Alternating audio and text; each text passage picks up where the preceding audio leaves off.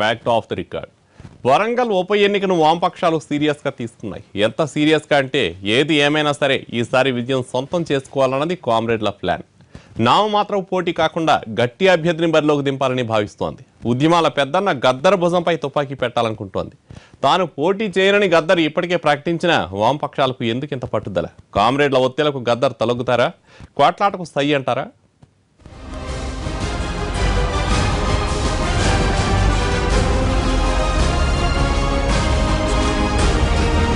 ఉప ముఖ్యమంత్రి కడియం శ్రీహరి తన ఎంపీ పదవికి రాజీనామా చేయడంతో వరంగల్ ఉప ఎన్నిక అనివార్యమైంది. కొద్ది రోజుల్లో నోటిఫికేషన్ వస్తుందన్న వార్తలు వినిపిస్తున్నాయి. ఉప ఎన్నికల వ్యూహరచన విషయంలో అధికార పార్టీ కంటే ప్రతిపక్షాలే 4 అడుగులు ముందున్నాయి.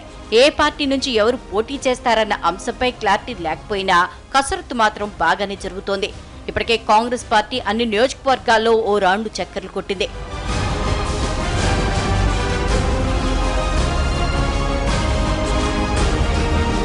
ఇక వామపక్షాలు 2 నెలలుగా వరంగల్, హైదరాబాద్లో మేధోమథన సమావేశాలు నిర్వహిస్తున్నాయి. ఉస్మానియా, కాకతీయ విశ్వవిద్యాలయ మేధావులు, రిటైర్డ్ ఉద్యోగులతో పాటు వామపక్ష భావజాలం ఉన్న కీలక నేతలతో వరంగల్ ఉప ఎన్నికపై కసరత్తు చేస్తున్నాయి.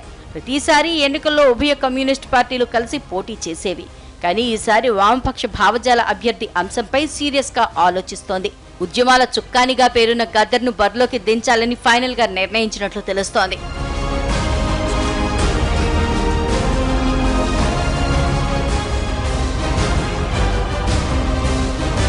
గద్దర్తో పోటీ చేయించాలన్న అంశంపై వరంగల్లో చర్చ పెట్టిన వామపక్ష పార్టీలు సమావేశాలు నిర్వహిస్తున్నాయి.